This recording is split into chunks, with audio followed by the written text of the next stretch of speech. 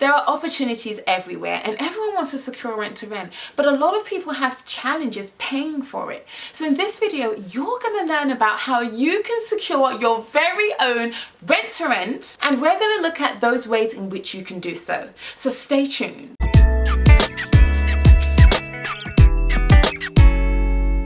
This video is all about how you can fund a rent to rent. We're going to look at 4 different ways that you can take into consideration to fund your very own rent to rent and get yourself making some good money. For those of you who do not know what a rent to rent is, it's a house or property that you let for a period of 3 to 5 years, and you then manage that property, putting individual tenants in each room if it's a HMO, or revamping the property and using it as a serviced accommodation, offering it to the leisure market or the business market for usually no more than months at a time. The aim is to monopolize on the property, which is make the most of that money that you can on that property. And a lot more than the landlord is making on it now, currently, as he's letting it. Opportunities like this are everywhere, and you can usually utilize them in any town near you or around you. But the challenge that some people have is being able to actually capitalize on such an opportunity. Funding, the biggest stopper gap in many different investments. How can I secure funding to be able to capitalize on these type of opportunities? The aim is to not let money stop you. Don't let money be the problem. Let other things be the problem. The very first way that is usually quite easy is to partner with someone. Find someone who also wants to do this, but they just don't have the time. If you go and train yourself, educate yourself, find out how to do it, then you have the asset of time. Put that on your side and package yourself part of a partnership opportunity to work with someone who has the money but simply doesn't have the time. If you put their money in and put your time in together, that will be a partnership made in heaven. You can go and do all the work to go and find that rent to rent, manage that rent to rent, put it all together, and your partner can fund the entire process. They can come in if they want on the deal in terms of having a say in how things go too. It's up to you how you both do it. But the key thing here is partnering together to be able to get the deal done, to be able to capitalize on the rent to rent opportunity. Where can you find partners? Networking. Going out, networking, meeting people who are looking to do the same thing as you, but they do not have the time. People may have a little bit of know-how about the this strategy. So if they do, then all the better. But if they don't, then they will, require and really lean on you, and really, you would need to know this information to be able to make sure it works. If you are the person who's going to be doing all the work, it's going to be fundamental that you know exactly what it is you're talking about and what it is you're doing. This person is going to rely on you to be able to spend the money and make that return within the first year, ideally. So you need to know what you're talking about. Don't take this stuff for granted. If you're going to partner with someone, make sure you do it properly. The second thing you can do is borrow money from friends or family. And that means having those conversations with your friend or your family who may have a bit of cash sitting around in the bank. They're complaining about the interest rates that they're getting or not. And you want to just say, look, I can borrow this money and give you back your money with a better return on investment for this set period of time. Now, there are legalities around this, and I suggest you go and do your research to make sure that you are set up and established in the right way to be able to borrow funds from people. So that is an option that you can utilize yourself to be able to get a rent to rent. Now, how cool is that? Now, the third way is probably not so much of a popular way, but it's one that you should consider nonetheless. And that is using credit cards. Now, why do I say to go and get a whole house on a credit card, right? Well, people go and get a whole car on a credit card. And let me tell you something, a car does not make you money, but a house would. So, well, if you get it right, the house would. So why not take the risk and put that first month's rent and deposit on a credit card, set up your HMO, set up your service accommodation, and get it making money, and use the income from that to start paying down that amount that you've borrowed.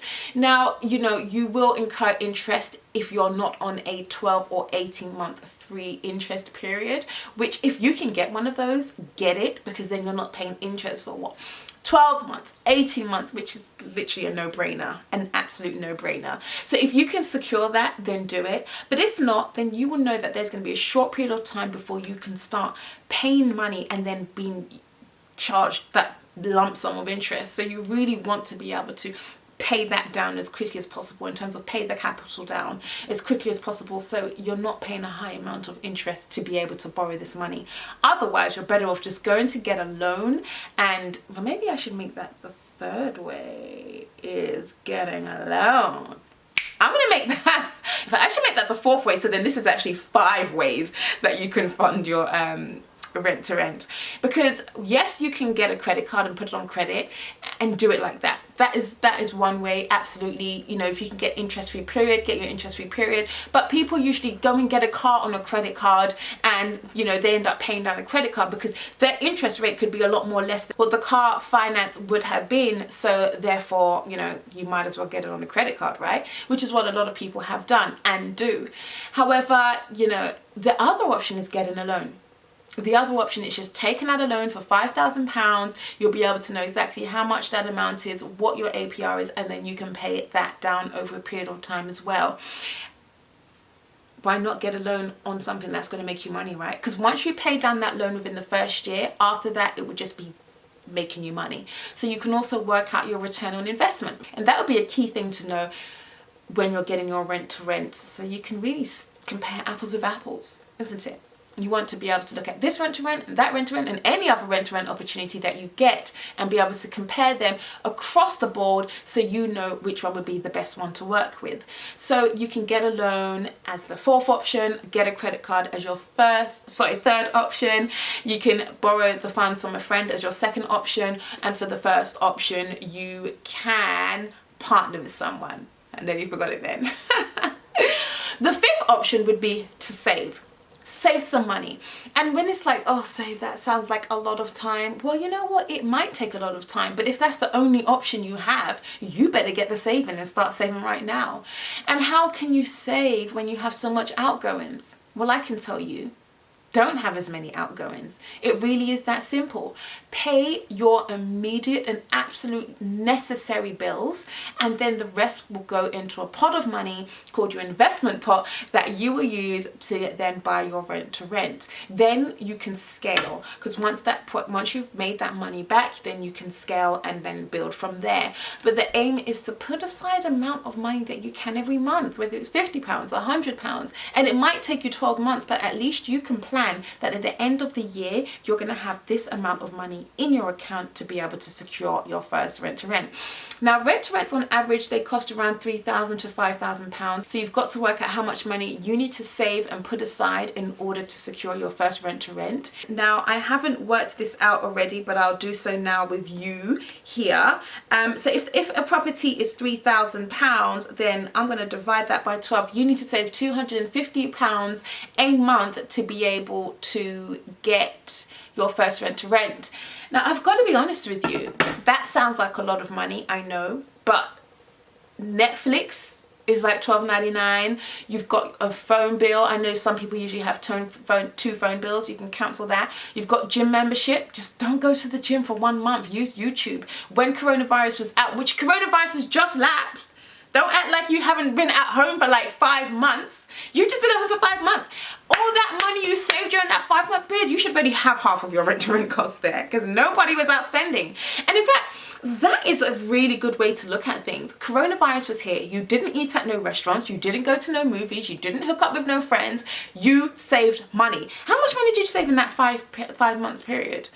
That can give an indication of how much money you can save for the next 12 months and then secure your first rent to rent.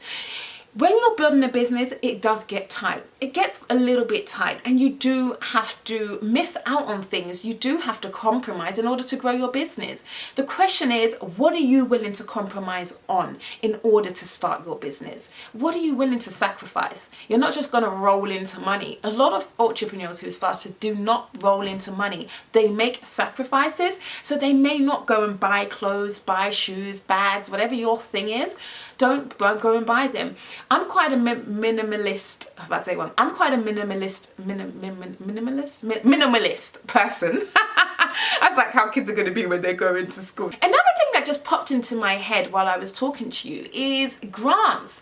There's places like the Prince's Trust who, if you've established a business in terms of you've got your whole business plan, you've got the idea, you're 30 or under, you can take that idea to the business trust and they will give you grants. You know, of course there's a whole process to it. You've got to sit down, speak with them, probably even go through a 2-month course, you know, business startup course or something of the sort.